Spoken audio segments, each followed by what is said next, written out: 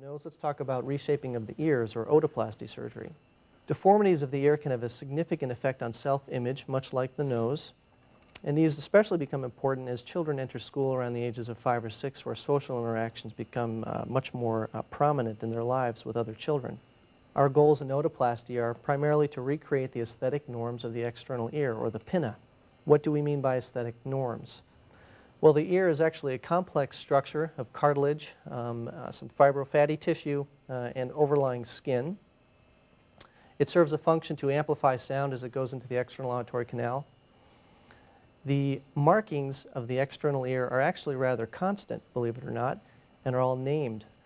I'd like to focus your attention on the area of the antihelix, which is right through here, with the superior and inferior crus, the triangular fossa, which lies between these, and also the concha cavum, an area of cartilage which sits close to the skull and supports the base of the ear through the mid-portion.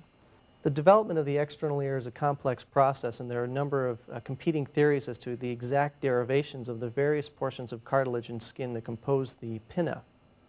Suffice to say that somehow early in development we go from these 6 little bumps to the nice named structures which I mentioned earlier.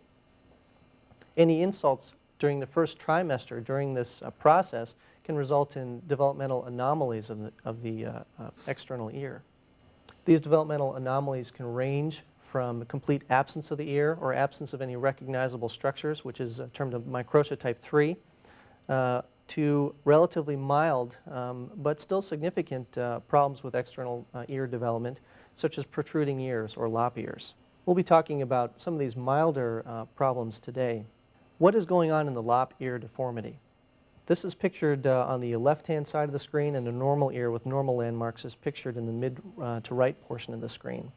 As I mentioned earlier, the superior crus and inferior crus of the antihelix are important landmarks in the ear. And if you'll notice, in the lop ear deformity, the superior crus, especially of the antihelix, is not formed very well. What happens in this case is this fold is important for folding back the upper third of the ear, and when it's absent, the ear actually appears to protrude more. Sometimes in the lop ear deformity, there's actually an excess projection of the mid portion of the ear, which can be due to excess cartilage in some cases in the area of the concha cavum, which is this area right through here. So these are the true primary areas in the lop ear deformity that need to be addressed individually or in part. Therefore, in the otoplasty technique, the goals are to recreate an antihelical fold with a suture technique of Mustard. This is the most common type of procedure which is done in otoplasty. This is the most common deformity. Sometimes the conchal cartilage needs to be set back with suture technique or with resection of cartilage, and again, this depends on the situation during the preoperative analysis. This again is an outpatient procedure. It can be performed at any age, in adults or children. In children, we wouldn't do it before the ages of 5 or 6. This is when the auricle or the external ear is generally nearly fully developed, and social interactions at school are just beginning at this time, so this is probably the earliest we would go ahead with this type of procedure. What can otoplasty achieve? Well, these are anterior, posterior, and lateral views of a patient who underwent an otoplasty procedure as an outpatient and an adult. In this case, we see on anterior view that the ear is overprojected. There is no superior crus of the antihelical fold, and the mid to lower portion of the ear is also overprojected due to excess cartilage in this area, as it turns out. After suture technique and cartilage setback, this is what the patient looked like on anterior view. Again, on lateral view, we see that this is the picture I showed earlier, we see that there's actually a lack of an antihelical fold.